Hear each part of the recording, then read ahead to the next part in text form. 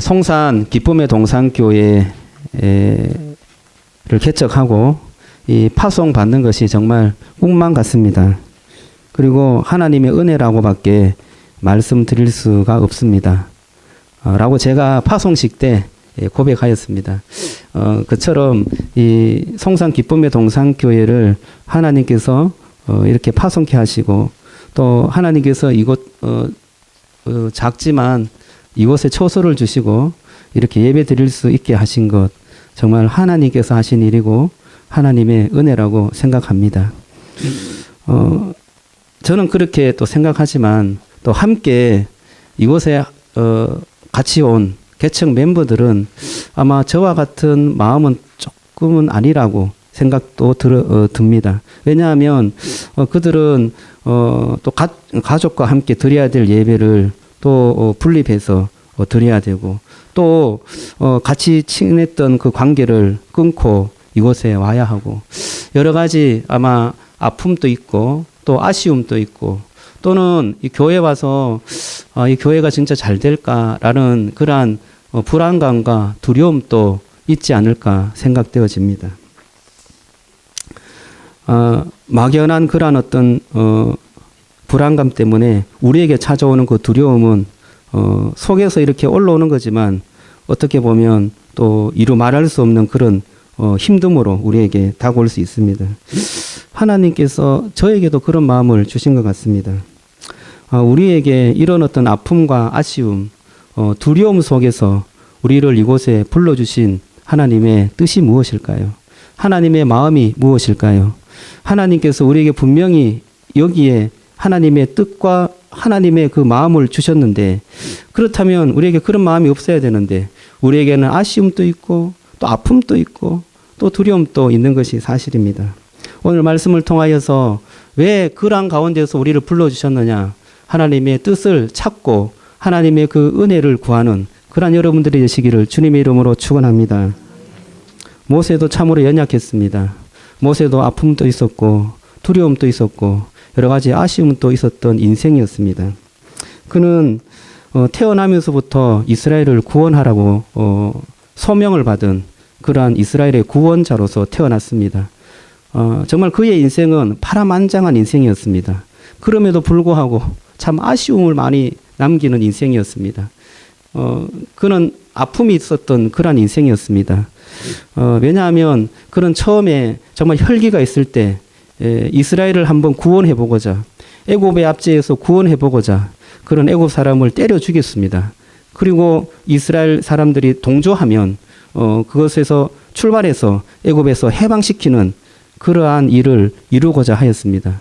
그런데 애굽 사람을 죽이자마자 히브리인 자기의 민족인 그 히브리인들도 자기를 등을 돌려버렸습니다.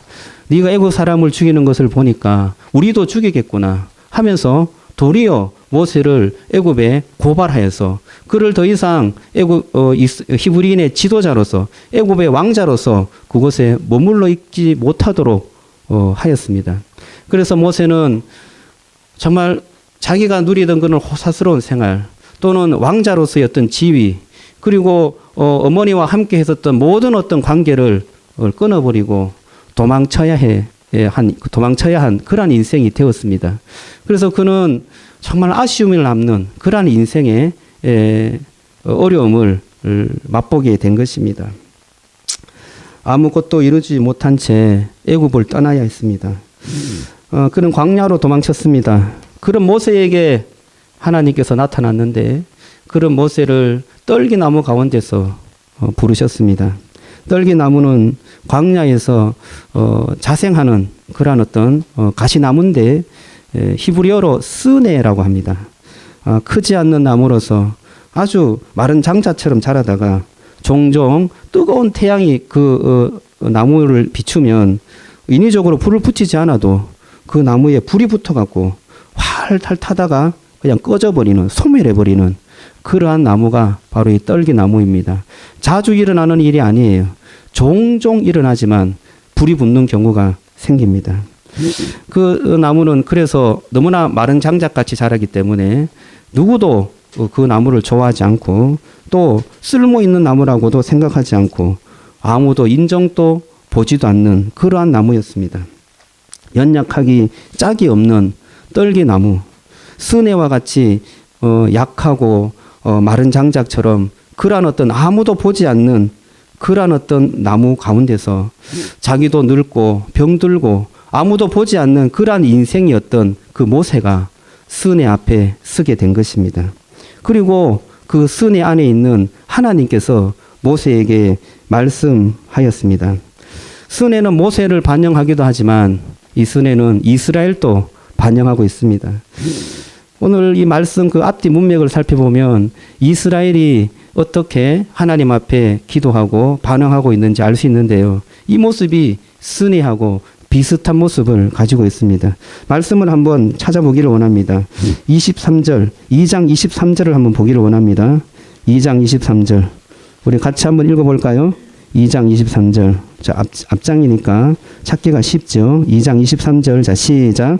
여러 해 후에 애굽 왕은 죽었고 이스라엘 자손은 고된 노동으로 말미암아 탄식하며 부르짖으니 그 고된 노동으로 말미암아 부르짖는 소리가 하나님께 상달된지라. 여기에 보면 이스라엘 자손이 고된 노동으로 말미암아 탄식하며 부르짖었다. 그렇게 말합니다. 고난 속에서 부르짖는 이스라엘의 모습이 나타납니다. 그래서 고난 가운데 부르짖어요. 그러니까 이게 인생의 연약함을 말하고 있습니다. 그리고 3장 이후에 6절까지 타지 않는 그러한 떨기나무가 나오고요. 그 다음에 7절을 한번 보겠습니다. 7절. 자, 시작. 여호와께서 이르시되 내가 애굽에 있는 내 백성의 고통을 분명히 보고 그들의 감족자로 말미암아 부르짖음을 듣고 그 근심을 알고, 여기 7절에 보면 내 백성의 고통을 분명히 보고 감독자로 말미암아 부르짖음을 들었다, 그렇게 말합니다.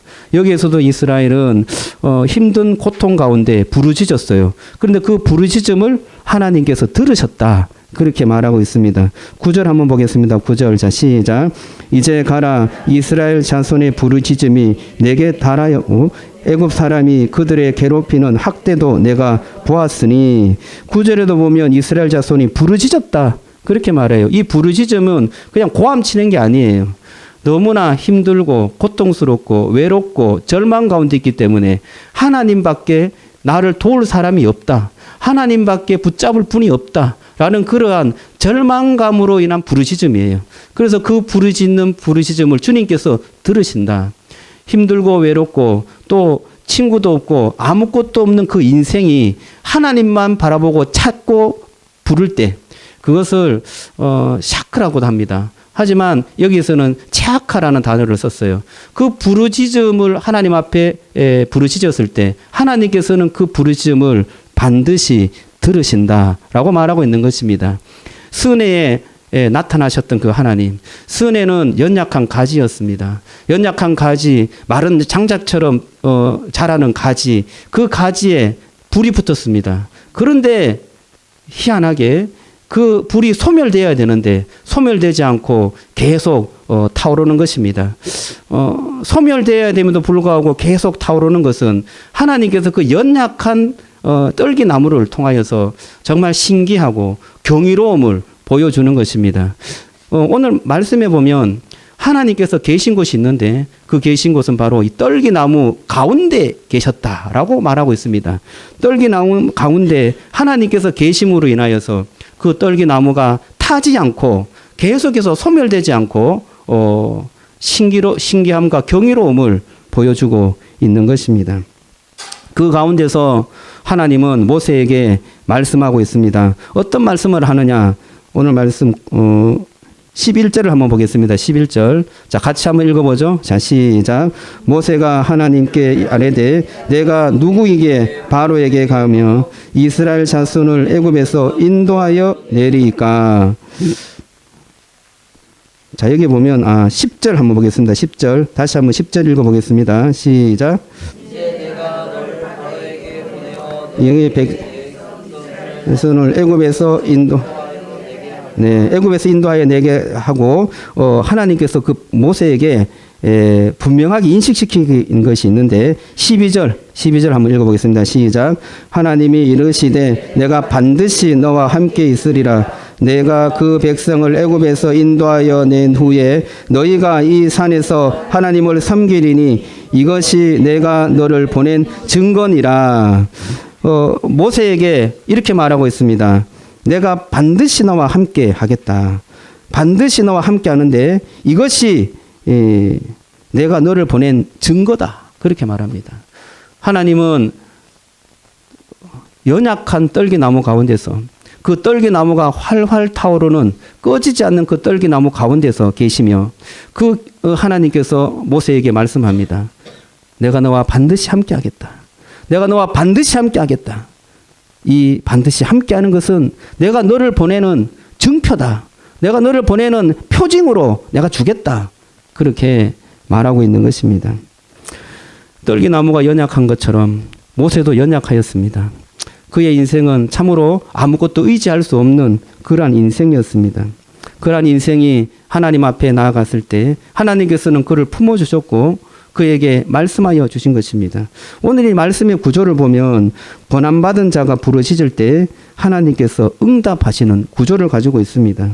억눌림을 받고 고통을 받고 그러한 가운데서 하나님 앞에 부르짖는 그 부르짖는 기도를 연약한 스네가 타서 소멸되는 그 스네가 타지 않고 계속해서 꺼지지 않는 불꽃으로 타오르는 그것으로 비유하고 있는 것입니다. 사랑하는 성도 여러분, 저와 여러분들이 힘들고 고난 가운데 있습니까? 여러분 외롭습니까? 의지할 곳이 없습니까? 경제적으로 어렵습니까? 하나님 앞에 부르짖는 여러분이 되시기를 주님의 이름으로 축원합니다. 우리가 연약함으로 인하여서 붙잡을 분은 하나님밖에 없습니다. 정말 하나님만이 우리를 도울 수밖에 없습니다. 하면서 주님 앞에 나아가는 그 인생을 통하여서 하나님께서는 말씀하여 주시고 하나님께서는 도우시고 하나님께서는 그 일을 신기롭고 경이롭게 하게 하는 놀라운 은혜를 허락해 주실 줄로 믿습니다. 스네가 연약하고 힘든 가운데서 정말 불꽃이 타지 않는 불꽃으로 경이롭게 하신 것처럼 하나님께서는 우리의 인생을 통하여서 그러한 놀라운 일을 보여주실 줄로 믿습니다. 그 경이로움은 어떤 것으로 표현되느냐? 그것은 바로 하나님께서 너와 반드시 함께 하겠다는 이 놀라운 하나님의 증표, 너를 보내는 증표로 우리에게 보여주시는 것입니다. 여러분, 하나님께서 우리와 반드시 함께 하시는 줄로 믿습니다. 가시떨기 나무에서 우리를 불러주신 것처럼 연약하고 쓸모없는 우리의 인생 가운데서 하나님께서는 불러주셨습니다. 우리는 송산에 왔습니다. 어쩌면 누구도 알아주지 않고 돌보지 않는 그러한 곳이기도 합니다. 이런 작고 볼품없는 곳에서 교회를 시작하게 되었습니다. 아마 이런 생각을 많이 할 것 같아요. 이 교회가 잘 될까? 이 교회가 어떻게 잘 성장할까 하는 그런 의구심이 들지 않습니까? 우리는 이렇게 왔지만 우리 속에 꾸물꾸물 이렇게 올라오는 우리의 마음, 속마음은 이것이 어떻게 잘 이루어져야 될 텐데 하는 그런 불안감, 그런 어떤 참 두려움, 이것이 우리 속에 꾸물꾸물 올라오는 것입니다. 그런데 이런 우리의 속마음, 이런 우리의 두려워하는, 불안해하는 우리의 마음, 주님께서도 아시는 줄로 믿습니다. 이 연약함을 주님께서 아시는 것입니다. 그래서 그 연약한 속마음 속에 주님께서 말씀하고 계십니다. 그리고 들어와 계십니다. 연약한 스네의 그 가운데 하나님께서 들어와 계셔서 말씀하신 것처럼 우리의 연약한 가운데 주님께서 들어오셔서 말씀하고 계시는 것입니다. 내가 너와 반드시 함께 하겠다. 내가 너와 함께 하겠다. 너는 가서 애굽에 가서 나의 백성 이스라엘 백성을 구원하는 그러한 구원자가 되거라. 너는 애굽으로 가라 라고 말하고 있는 것입니다. 저와 여러분들이 송산에 왔습니다. 참으로 이 송산에 아무것도 없어요. 참으로 교회가 될까 그런 의구심이 들고 불안감이 있습니다. 그러나 주님께서는 그러한 우리 연약한 우리의 마음속에 말씀하십니다. 내가 너와 함께 하겠다. 반드시 내가 너와 함께 있겠다. 그 하나님의 말씀을 들으시고 정말 우리에게 큰 위로가 되고 은혜가 되고 힘이 되는 여러분이 되시기를 주님의 이름으로 축원합니다. 그런데 왜 우리는 하나님께서 함께 하시는데도 그 사명을 잘 순종하지 못할까요? 우리는 왜 주저주저 하고 있는 것일까요? 사명을 따라가지 못하는 이유가 무엇입니까? 저는 두 가지로 한번 생각해 봤는데요. 첫째는 연약함이다 생각이 듭니다. 이 연약함은 우리에게 장점도 되지만 약점도 되는 것입니다. 우리를 세울 수도 있지만 우리를 무너뜨릴 수도 있습니다. 이 연약함으로 인하여서 우리는 자꾸 조건을 말합니다. 나이가 많아서 혹은 시간이 없어서 혹은 건강이 좋지 못해요. 모세도 이런 조건 핑계를 많이 이야기했습니다. 아유 하나님 저는 그런 인물이 못 됩니다. 어떻게 바로를 제가 상대할 수 있겠습니까? 저는 말이 좀 어눌합니다. 말도 잘 못하는 저를 어떻게 그 애굽에 가서 하나님의 백성을 구원할 수 있겠습니까? 이렇게 이 핑계 저 핑계 되었습니다. 하나님은 그러한 연약한 모세의 마음을 다 알고 계셨습니다. 그래서 그 핑계를 다 들어주었어요. 그리고 대안도 마련해 주었습니다. 형 아론도 붙여주었습니다. 그리고 마지막에 언약의 증표를 주셨습니다. 내가 너와 반드시 함께 하겠다. 내가 너와 함께 하리니 너는 가라 라고 말씀하고 있습니다. 우리는 또 둘째로 믿음이 없는 것 같아요. 저는 그것을 용기라고 표현하고 싶습니다. 용기는 믿음에서 나오는 것 같아요. 저도 지금 개척했지만 한 7, 8년 전에도 개척을 하고 싶었습니다. 그래서 서울에서 내려와서 오산 땅이라는 곳을 한번 봤어요. 오산 땅. 7, 8년 전이니까 지금은 오산이 많이 개발되었지만 그때는 정말 황량했어요. 아무것도 없어요. 변두리에 아파트 단지 한두 개 섰고요. 오산역이 아주 멋있게 이렇게 건설이 되어 있더라고요. 그런데 한 바퀴 돌아도 여기에서 어떻게 개척을 할까? 황량하기 짝이 없고 마음이 무너지는 것 같아요. 그래서 결국은 개척 못했습니다. 그리고 우리 교회 왔어요. 그때는 믿음도 없었고 용기도 없었고 준비도 안 된 것 같아요. 그런데 7, 8년 지난 후에 매나 비슷한 곳에서 개척하게 되었습니다. 황량하고 아무것도 없고 또 주변에 아파트 몇 곳 이렇게 서 있는 우리 송산 땅에 개척하게 되었습니다. 하나님께서 많이 준비해 주신 것 같아요. 그때는 왜 못했을까요? 믿음도 없고 또 용기도 없었어요. 그런데 하나님께서 준비하는 기간을 주심으로 믿음도 채워주시고 용기도 주신 줄로 믿습니다. 믿음이 충만하고 용기가 충만했던 신약 성경의 한 인물을 소개해 드릴까 합니다. 그분은 바로 사도 바울입니다. 내가 너와 함께 있겠다라는 말, 이 말이 신약 성경에 딱 한 군데 나오는데 오늘 이 사도 바울을 소개할 때 등장합니다. 성경을 한번 찾아보겠습니다. 사도행전 18장 10절입니다. 사도행전 18장 10절.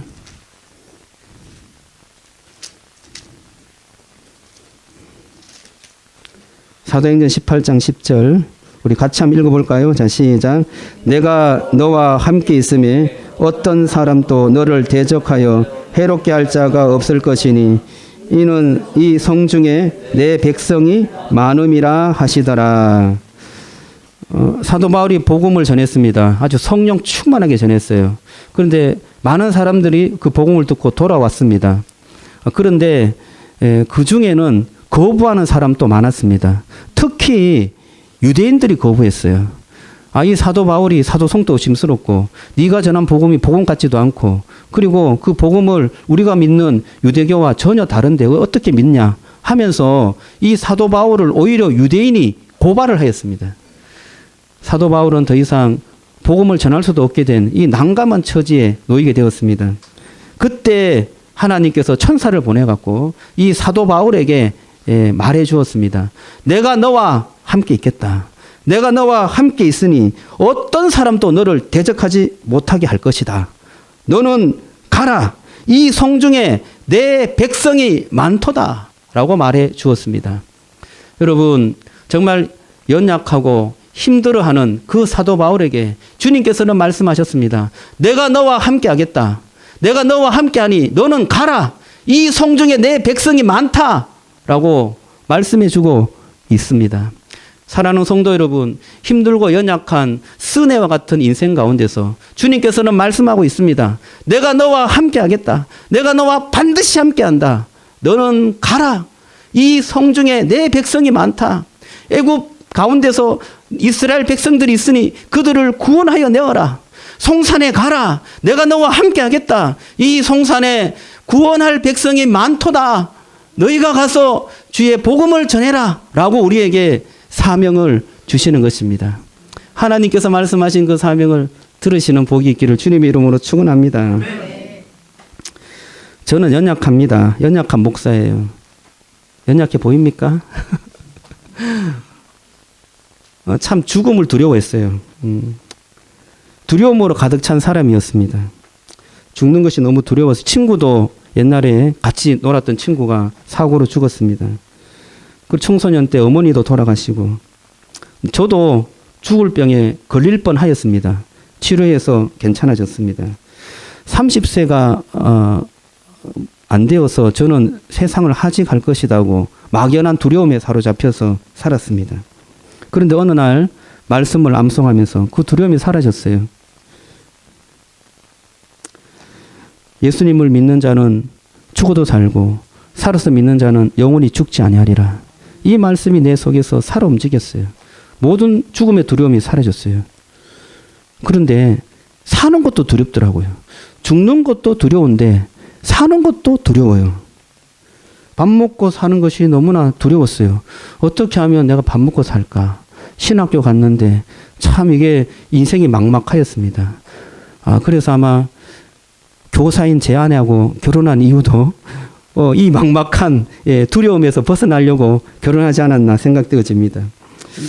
이렇게 참 막막해. 그런데 복음을 들고 또 복음을 알고 복음을 전하는 것으로 나의 인생을 위장하려고 했던 것 같아요. 이 두려움, 이 삶에 대한 막막함, 어떻게 내가 살아야지 하는 여기에 대한 생각, 여기에 대한 우상으로 가득 찬 나에게 나는 복음을 아니까, 나는 복음을 전하니까, 나는 복음을 위해서 살아가니까 라는 것으로 인하여서 그것을 위장하고 감추고 살았던 것 같아요. 두려워서 애달하고 안달하는 이러한 불쌍한 인생이었습니다. 사실은 일어난 인생이었는데 하나님께서 다시 한번 개척의 부르심을 허락하여 주셔서 하나님의 놀라운 은혜를 입게 된 줄로 믿습니다. 송산 기쁨의 동산교회를 개척한 것은 내 안에 계신 주님께서 하신 일이었습니다. 개척 멤버로 우리 전용훈 장로님을 헌신하게 하신 것도 주님께서 하신 줄로 믿습니다. 개척 멤버로 우리 최재철 집사님 불러주시고 또 헌신하게 하신 것도 주님께서 하신 줄로 믿습니다. 우리 전도왕 우리 이영미 집사님 헌신하게 하신 것도 주님께서 하신 줄로 믿습니다. 이 모든 것이 완전한 하나님의 은혜예요. 저와 여러분들이 이 자리에 하나님께서 불러주신 것도 하나님께서 하신 줄로 믿습니다. 완전하신 하나님의 일이셨어요. 연약함에 빠진 저를 이 송산 땅의 개척자로 불러주셨습니다. 여러분, 이 모든 것을 하나님께서 하신 줄로 믿으시기 바랍니다. 지금 처한 상황이 어떻습니까? 어렵고 또는 외롭고 또는 여러 가지 어떤 경제적인 상황이 좋지 않아서 개척교회에 헌신하고 또 하나님의 부르심에 응답하고 순종하기가 혹시 쉽지는 않습니까? 그런 상황에서 우리 주님은 일하시는 줄로 믿습니다. 어떻게 일하시냐? 여러분 마음속에 찾아와 주셔서 말씀하십니다. 연약한 스네 속에 불타는 그 스네 속에서 모세에게 말씀하신 것처럼 연약한 우리의 심령 속에 찾아와 주셔서 말씀하십니다. 어떤 말씀을 하시느냐? 내가 너와 반드시 함께 하겠다. 내가 너와 함께 하겠다. 내가 너와 함께하니 너는 두려워하지 말라. 너는 외로워하지 말라. 네가 가는 길을 분명히 가라. 내가 보여주신 그 길을 분명히 가라고 우리에게 말씀하고 계시는 것입니다. 하나님의 음성을 들으시길 바랍니다. 내 속에 내가 너와 반드시 함께 하겠다는 그 말씀을 의지하시고 하나님께서 원하시고 하나님께서 뜻하신 그 길을 담당하게 걸어가시기를 주님의 이름으로 축원합니다. 힘들어서 넘어져 있다가 쓰러져 있다가 일어나서 하나님을 만나고 보면 하나님께서 나보다 더 고통 중에 계셨다는 것을 깨닫게 됩니다. 더 절망 중에 계셨다는 것을 알게 됩니다. 내가 져야 될 죄와 나 중심적이고 이기적인 마음 때문에 이타적이시고 거룩한 주님께서 말할 수 없는 고통을 당하시고 절망과 아픔 가운데 자기의 목숨까지 버리시는 이 놀라운 일을 주님께서 나를 위해서 하신 것입니다. 하나님의 그 놀라운 일들을 보시고 여러분들이 위로를 받으시고 다시 한번 힘을 얻기를 주님의 이름으로 축원합니다. 우리 교회는 연약합니다. 보잘것없습니다. 성산 기쁨의 동산교회는 10병 남짓한 아주 작게 시작한 개척교회입니다. 머물 곳도 없고 같이 놀 사람도 없어요. 제가 예배 마치고 어디 갈 곳이 없어서 차에 들어가 있었습니다.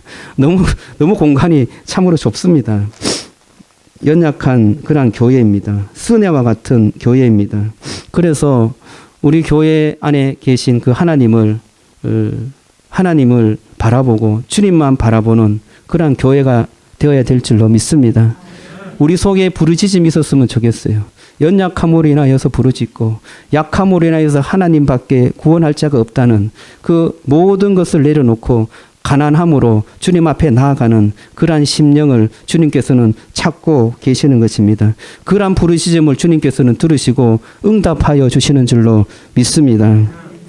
그런데 우리가 사명을 받으면 참으로 우리가 무겁습니다. 짐스러워요. 그것을 어떻게 하면 벗어버릴까 하는 우리의 마음이 있습니다. 사명은 여러분에게 버거울 수 있습니다. 짊어지기 어려울 수 있습니다. 그래서 피하고 싶습니다. 주를 사랑하기 때문에 이것을 피해 간다고 우리는 이런 핑계 저런 핑계를 댈 수도 있습니다. 그런 여러분들에게 주님은 말씀하십니다. 내가 너와 반드시 함께하겠다. 내가 너와 함께하겠다. 라고 말씀하시고 우리의 무거운 짐을 대신 져 주십니다. 그리고 내가 너와 함께 하잖아 라고 내 안에서 말씀해 주시는 것입니다. 여러분, 주님의 사명은 우리가 할 수가 없습니다. 주님께서 이루시는 그러한 주님의 일들은 우리가 할 수 있는 것이 아닙니다. 어느 누구도 하나님의 사명을 감당할 수 없습니다. 그것은 주님만 하시는 줄로 믿습니다. 성산 복음화는 주님만 하시는 줄로 믿습니다. 성산 기쁨의 동산교회는 주님만이 일으켜 세울 수 있는 줄로 믿습니다.